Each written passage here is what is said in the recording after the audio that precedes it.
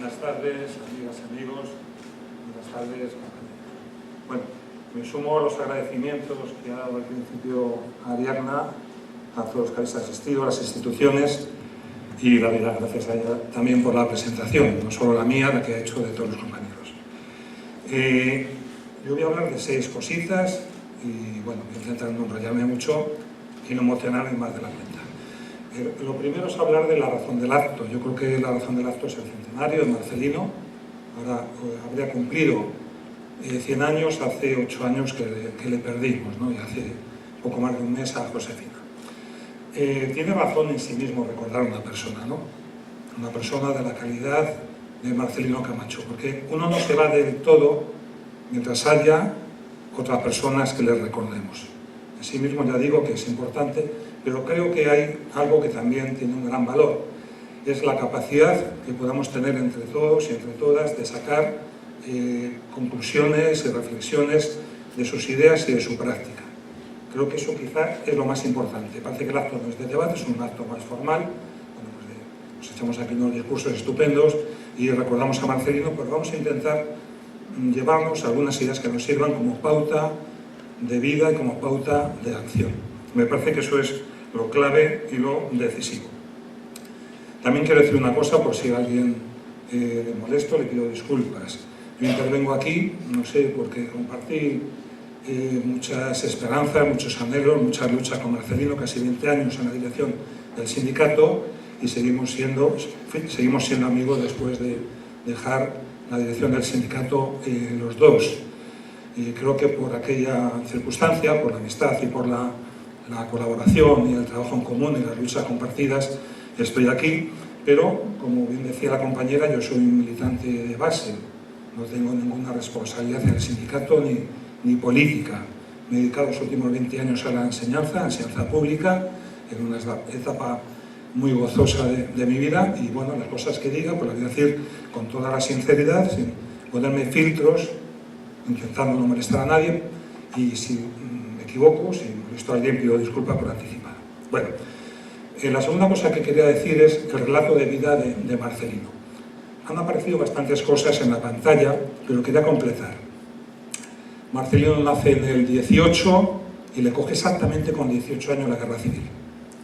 Él es de familia ferroviaria, vuela en el tren de Valladolid a Ariza, a Aragón. Él vuelve al pueblo, vive refugiado en el monte, ven que están deteniendo a la gente que están buscando a él y van dando con un tío hasta Madrid. Cruzan por Guadalajara, por el Hocejón, hasta que llegan a las líneas republicanas y se alistan al Ejército Popular de la República.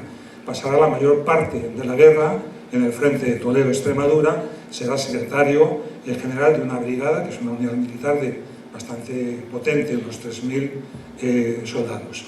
Cuando acaba la guerra, vuelve a Madrid, antes de acabar la guerra, el golpe de Casado hace que le detengan y afortunadamente los militantes o afiliados socialistas, que eran sus guardianes, le ponen en libertad a él y a otros soldados que eran partidarios de Negrín, del presidente de la República, del socialista Negrín. De esa manera evita que le cojan prisionero, vuelve a Madrid, se aprovecha con una iglesia que había habido un incendio y se había perdido la documentación para hacerse con documentación falsa, se pone a trabajar de contable en el mercado de pescado y ahí le delatan y empieza a ir a los campos de concentración, los campos de trabajo. Esos batallones disciplinarios tan terribles que hemos podido ver, cogía prácticamente todas las enfermedades. De ahí pasará a Tánger y de Tánger se escapa, era el protectorado español en Marruecos, pasa al protectorado francés, que era la Argelia francesa, a Orán, donde conoce a Josefina. Josefina era una almeriense, su padre había ido allí como emigrante a Orán, y allí, se inicia la relación que tienen los dos. Hago un pequeño paréntesis para decir que para Josefina fue una suerte encontrar a Marcelino, pero creo que todavía lo fue más para Marcelino encontrar a Josefina. Era una persona fuerte, con criterio político, con convicciones muy profundas, con mucho sentido común, que hacía un contrapeso a Marcelino extraordinario, y luego era una persona maravillosa, alegre, defendía la alegría aún en los peores momentos, muy simpática, estaba siempre contando anécdotas, lo vemos, cualquier pequeño detalle, y luego logró crear un oasis de hospitalidad y de amabilidad en el pequeño pisito que tenían en Carabanchel, ¿no? Para todo tipo de camaradas, compañeros, familiares de presos políticos que pasaban por allí con su café, sus magdalenas y sus anécdotas con las que te partías de risa. Josefina era una tejedora de sueños y de libertad y fue fundamental en la vida de Marcelino y tenía vida propia, porque se enteraba muchas veces más que el propio Marcelino de las jugadas que venían por anticipado. A Marcelino a veces le perdía su bonomía. Era tan buena persona que daba ese tratamiento de creer en la condición humana, en el ser humano, de una manera a veces que podía parecer hasta un poco ingenua. Bueno, Marcelino en el año 57 y Josefina vienen a Madrid y empieza a trabajar en la Perkins, empieza a trabajar como obrero metalúrgico, él se hace fresador y siempre está estudiando, está intentando prosperar, mejorar profesionalmente.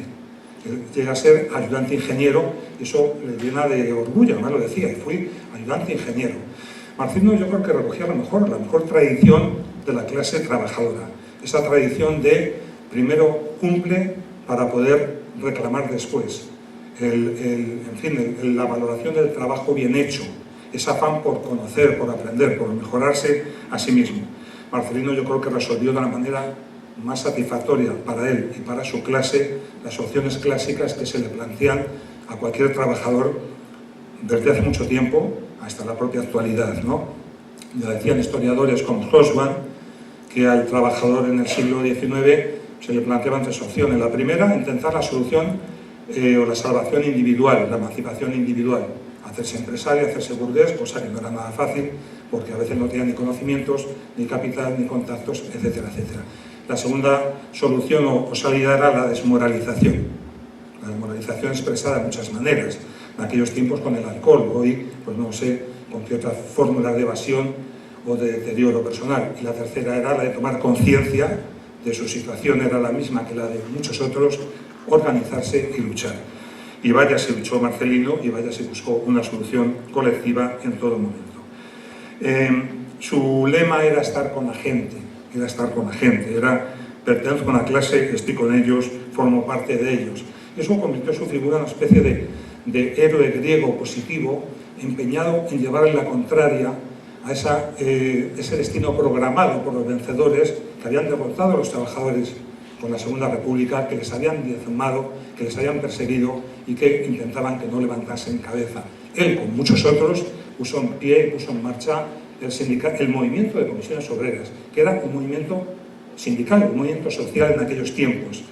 Él luchó, como he dicho antes, intensamente hasta el punto de que no la parezca, con ese aspecto de abuelo apacible que tienen esas imágenes que veíamos ahí en pantalla, era una persona realmente indomable. A él se le podía aplicar aquello que se decía de Espartaco, ¿no? Que cuando un solo hombre dijo no quiero, tembló Roma. Con Marcelino y con las comisiones obreras clandestinas y medio legales, con la presentación a las elecciones sindicales, tembló el franquismo. No sabían qué hacer con él. Y de hecho, también lo decía en el documental, desde 1967, que es cuando empiezan las primeras detenciones y las primeras luchas, desde el 67 al 77, prácticamente pasan todos esos años en la cárcel. No sé si habla de que estuvo 11 meses, ¿no? Me parece que dice fuera. Y Josefina allí continuamente haciéndose cargo de los hijos, sin recibir ni una sola peseta, que nunca lo quiso, cosiendo, trabajando y llevando la marmita para elevar la moral de su marido y de sus compañeros. Por eso, cuando salió de la cárcel, en una de las últimas ocasiones, dijo una frase que era una auténtica proclama personal y política. Ni nos doblaron, ni nos doblegaron, ni nos van a domesticar. Era una auténtica declaración de continuidad, de su compromiso, de su lucha, algo que mantuvo siempre y algo que realmente nadie logró con él, ni con la represión, ni con los halagos que a veces tienen más peligro. Pero a su vez era una persona muy sencilla, yo creo que hay que hablar también de estas cosas. Una persona austera, una persona que se definía a sí mismo, y lo decía con mucha frecuencia, no soy ni alto ni bajo, ni feo ni guapo, soy una persona ni gordo ni flaco, normal. Se definía como normal. No era nada normal, aunque lo dijera, pero en su forma de vida, su comportamiento sí que lo era. En esa sencillez, en esa austeridad era pues, una persona buena. No una buena persona, sino una persona buena en el sentido machadiano de la palabra, cargada de bonomía, que no veía enemigos en nadie, podía tener diferencias y discutía con fuerza, con dureza, siempre con lealtad, pero no veía enemigos ni adversarios irreductibles en nadie. Este relato de vida, que me he detenido un poco en hacer y que conecta con el documental, creo que tiene sentido. Tiene sentido porque las cosas no son banales cuando te marcan. Yo creo que a Marcelino le marcó mucho todo desde el comienzo de la Guerra Civil, su militancia muy temprana del Partido Comunista. Él dice que ya desde el año 1935, y aquello supuso, bueno, que le formó, porque no se nos puede olvidar que nuestra capacidad de acción depende fundamentalmente de las ideas que tenemos en la cabeza, de los pensamientos y las ideas que defendemos.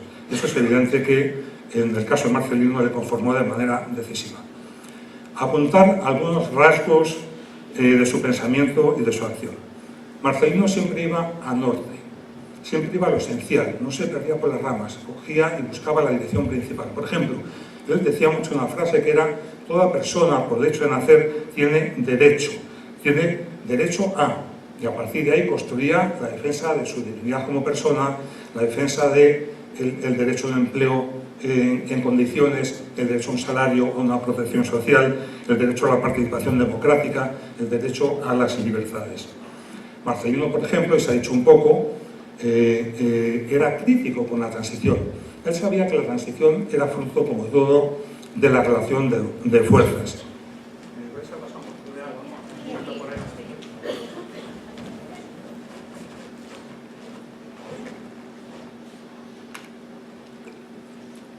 La transición era fruto de la relación de fuerzas, pero él no dejaba de valorar que en esa transición hubo mucho pacto de trastienda y mucha ganga del pasado que sobrevivió en el presente y que todavía seguimos pagando en muchos terrenos, desde el modelo de jefatura de Estado que tenemos a la falta de una memoria histórica, porque tenemos el derecho a conocer y el deber de recordar y que haya justicia, verdad y reparación, o por ejemplo que se haya pasado de puntillas sobre determinados aspectos que se han convertido en tabúes, ¿no? El papel de la Iglesia Católica que tuvo en la represión, la expropiación de bienes de las familias republicanas, o por ejemplo hasta incluso cómo en la sociedad civil se vivió a veces el aislamiento, la persecución, la delación de medio país, de los perdedores.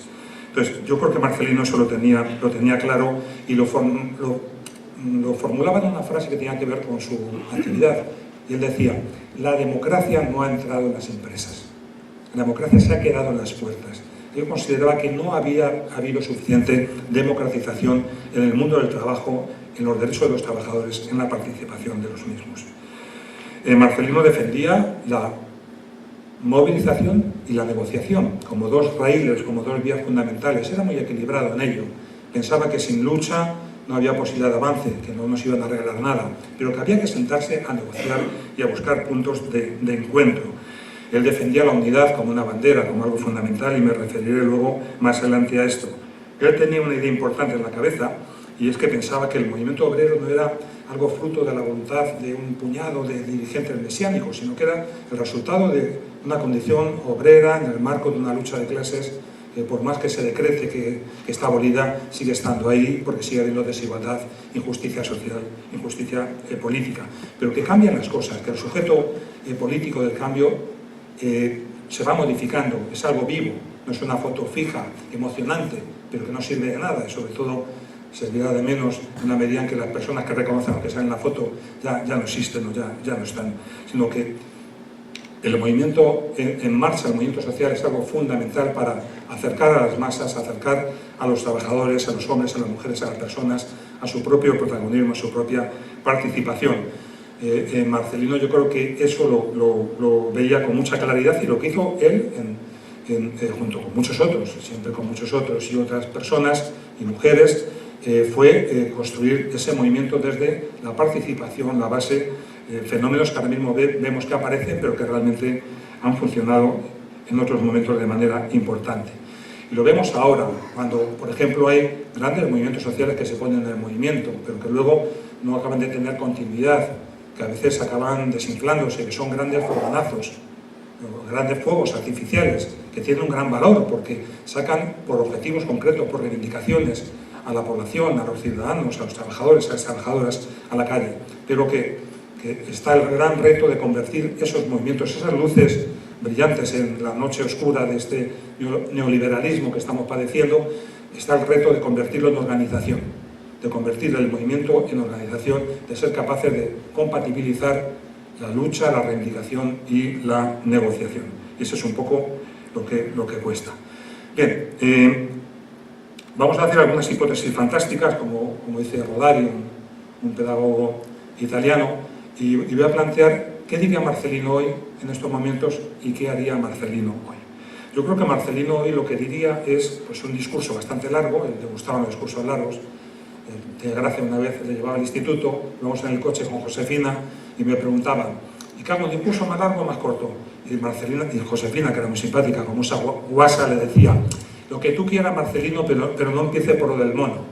Le decía, porque él se remontaba a los ancestros para hacer un análisis absolutamente exhaustivo, sistemático y cartesiano de lo que sucedía. Marcelino hoy empezaría hablando de la deuda que tiene este país, de los 2 billones de deuda, que es la mayor deuda económica que hemos tenido. Diría, porque le preocupaba mucho esa base económica, que eso es una hipoteca tremenda para la economía, que ofrece o da una gran vulnerabilidad a la economía española. Marcelino hablaría de la degradación del mercado de trabajo, de la alta tasa de paro que sigue existiendo, de la precariedad que alcanza pues, a 1 de cada 3 personas, trabajadores o trabajadoras, de la devaluación de los salarios, hablaría de cómo se intenta degradar la negociación colectiva, hablaría de esa legión de trabajadores pobres que no llegan a fin de mes y que tienen muchas dificultades para construir un proyecto autónomo de vida, que es en definitiva el objetivo que tiene que tener toda persona. La auténtica libertad, que decían los clásicos, es la libertad económica, ¿no? La libertad.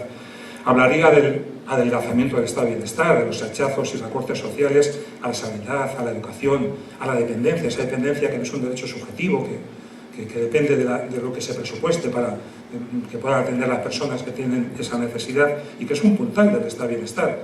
Hablaría también del tema de la reducción del gasto a niveles históricos en España, del crecimiento en paralelo, claro, del gasto social, crece en paralelo la desigualdad y la pobreza en fin, la situación de necesidad.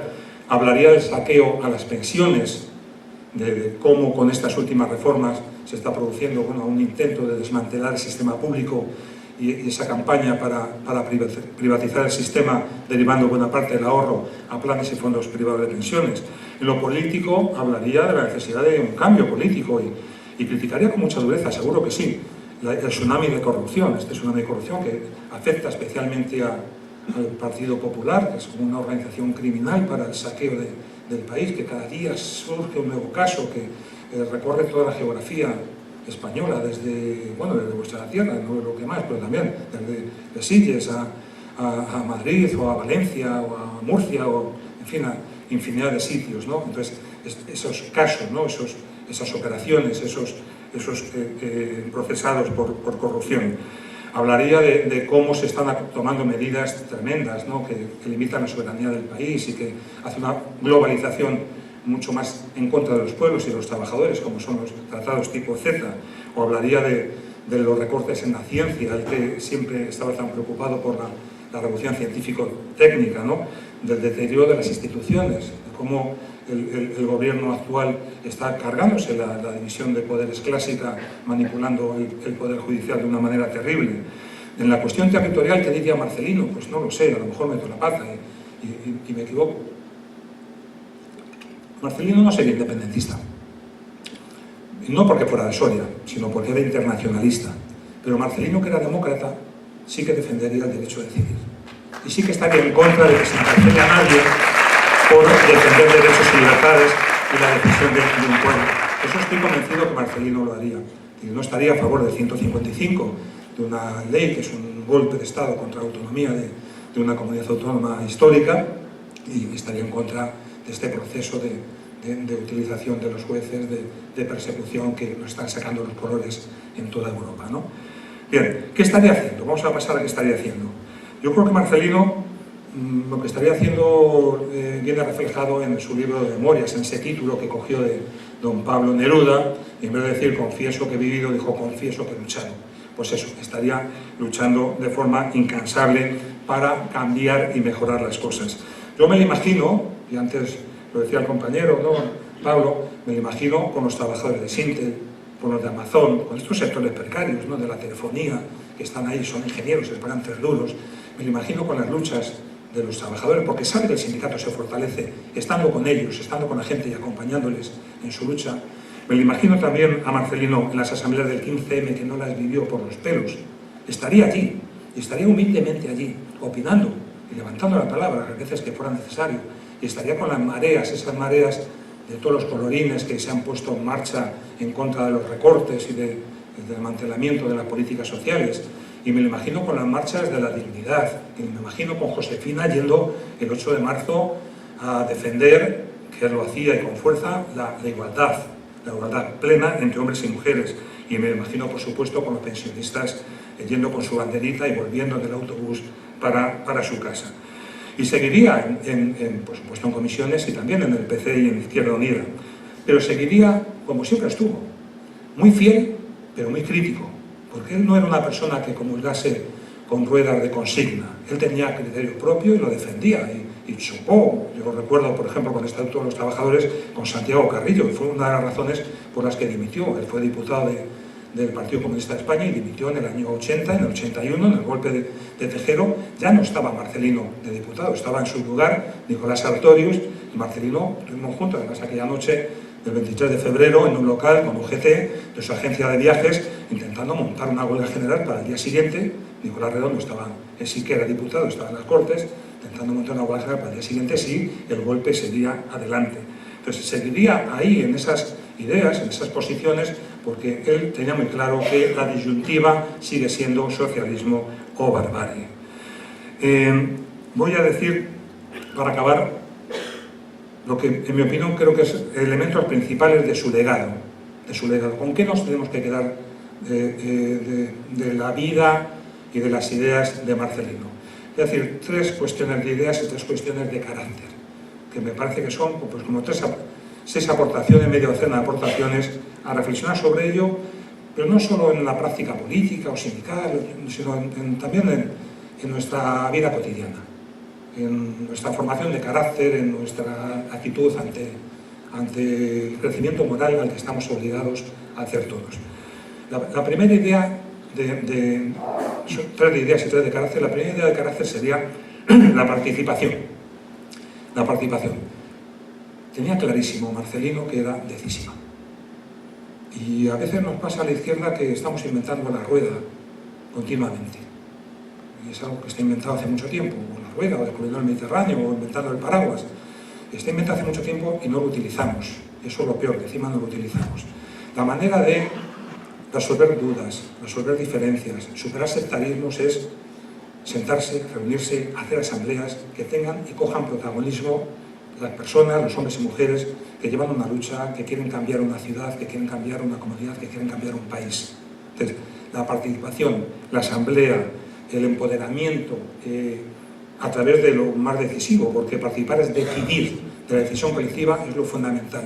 Lo contrario es despotismo ilustrado o decir, no, quítadlo vosotros, las masas, los trabajadores, los jóvenes, los estudiantes, porque nosotros no lo sabemos, todos somos técnicos y somos capaces de hacer las cosas nosotros solos.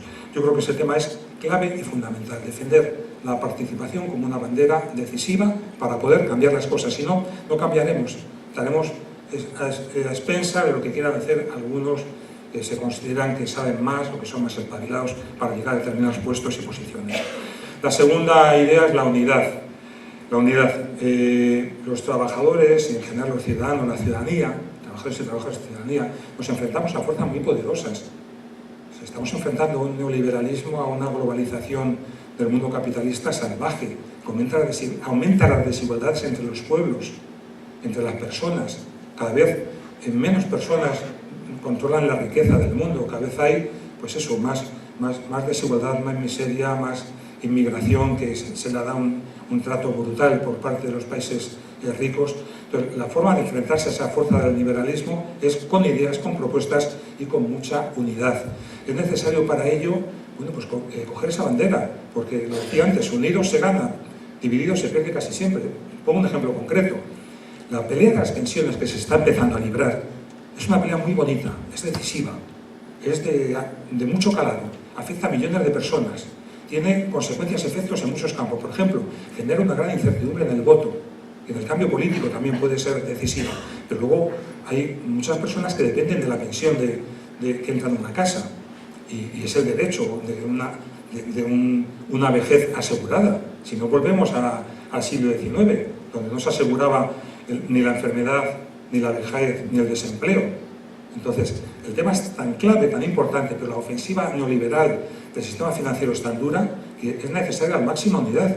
Y sin embargo, yo veo abiertamente que creo que a veces no hay. Por ejemplo, en Madrid hay una manifestación el domingo y hay otra el lunes. Y hace 15 días hubo una por la mañana y otra por la tarde. Entonces, se trata de unir, se trata de buscar un programa común, se trata de hacer una hoja de ruta entre todos, de movilizaciones que incluso lleve el tema a las fábricas, a las empresas, a los hoteles, al campo, a las obras, a todos los lugares, porque es un tema no de los pensionistas, sino del conjunto de la sociedad. Estoy pensando y lo he llegado a escribir en una huelga general incluso, y luego que se pacte una comisión negociadora donde estén todas las partes representadas. Ahora, ¿eso cómo se logra? Superando las desconfianzas. ¿Cómo se logra? Con mucha humildad, empezando por los sindicatos. ¿Cómo se logra? Reconociendo autocríticamente los errores. A veces cometemos errores en el terreno de la acción sindical y, por cierto, lo ha dicho antes una persona, el compañero Antonio, se cometió un error también con Marcelino. Marcelino es una persona tan grande, nació en el año 96, se le quitó de presidente, se le quitó de una manera fea. Y yo me alegro mucho que ahora el sindicato coja esa bandera de reivindicar su figura, su enseñanza y sacar lecciones útiles para el presente y para el futuro. Pero no le vendría mal hacer una pequeña autocrítica, porque lo tienen que hacer las personas concretas, lo tenemos que hacer, y las organizaciones también. Es de justicia y nos hace más grande. Cuando una persona en un momento de su vida da las gracias o pide perdón, da las gracias muchas veces y pide perdón muchas veces, se está haciendo más grande porque está ajustando cuentas positivamente con todos aquellos a los que haya podido ofender, a los que haya podido de alguna manera no tratar como se merecían, y porque es un reconocimiento de que las cosas siempre se pueden hacer mejor. Creo que no le vendría mal al sindicato hacerlo públicamente, y me alegro mucho de esta campaña, estos actos importantes sobre el centenario.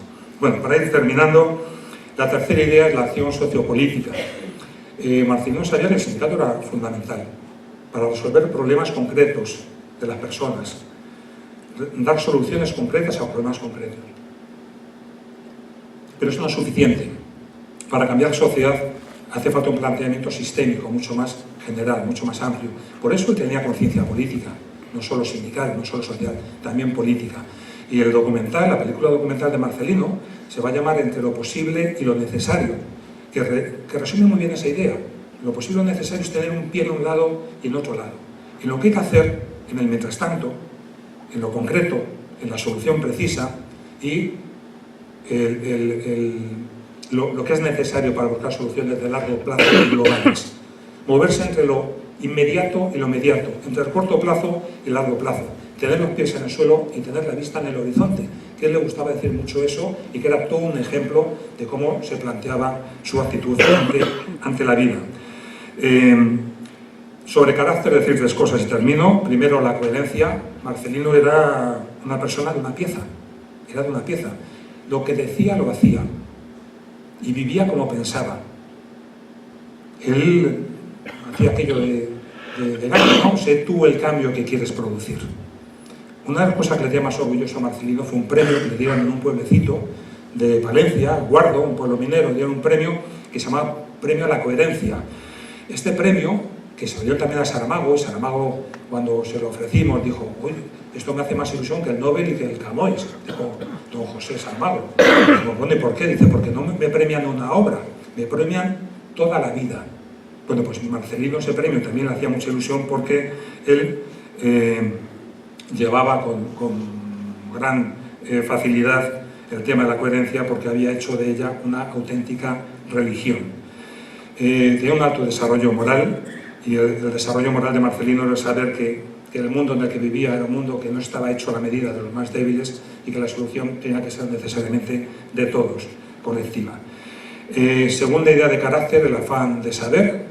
Se os había dado cuenta de ese detalle. Yo quería estudiar, me quedaba a 40 kilómetros Soria, capital, no podía. Él tenía esa, que además era una buena tradición también del movimiento obrero clásico, ¿no?